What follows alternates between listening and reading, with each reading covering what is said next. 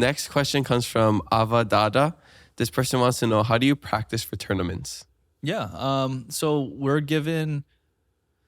we all have the same off limits. So there's 30 days that you cannot be on the water of the lake just to make it even for everyone. And then you have 3 days of practice that goes on right before the tournament. And so the way that I practice is I'm basically just wanting to get a lay of the land because most of these lakes I've never been to.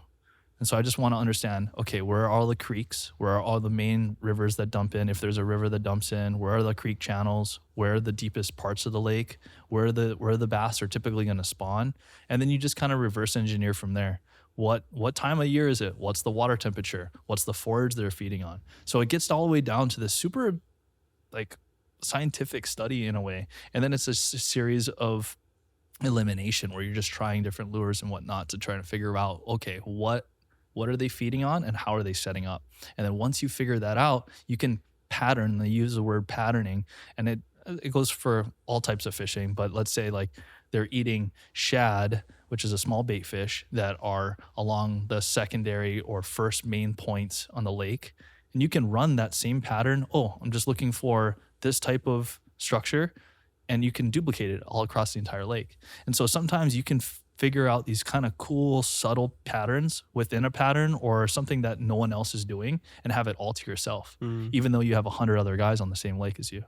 So I try to find something unique. Something that's replicatable. So you want to be able to duplicate it everywhere.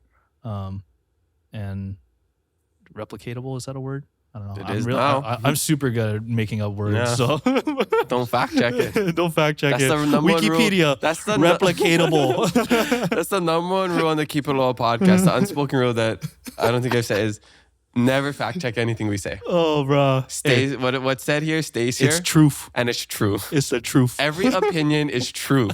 Every opinion that we've shared about Aloha and Hawaii and these it's facts. Very Bugga is high facts. level things. It's all factual. All factual opinions. Yep, all factual All right. opinions. That's interesting. Yeah, so that's how I practice. Okay, so it doesn't come down to just the cast them, reel them in. So the whole thing, it's all artificial. So people think that, oh, do you guys use bait? Like, no, that's the whole thing that makes it a sport, right? You're trying to trick a fish with something artificial. So it comes down to cadence, the way that you're able to like place a cast. So like there's lures. So yeah, so lures, and there's thousands, and so there's all these specific techniques, different lures that you have to present them a certain way in order to get the fish to bite.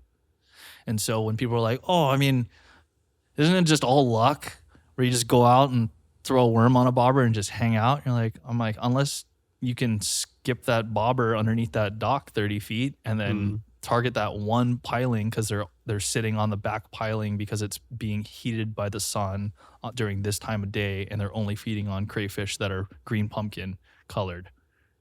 Wow. So it's like it's like you said, it is very technical. It gets down to a very technical science, and that's when it kind of blows people's minds. They're like, oh wait, so you're not all just a bunch of rednecks just going out, just going fast on the water like NASCAR? I'm like, no, there's a part of that. Bro, it's legit NASCAR on the water. My boat goes 70, almost 5 miles per hour, bro. It's nuts. Oh. But you get to the spot because you can't catch a fish going 75 miles per hour. And then it goes and it all slows down. You have an electric trolling motor up front, and you have all your electronics that kind of help you kind of dissect a certain area. There's mapping with topography maps.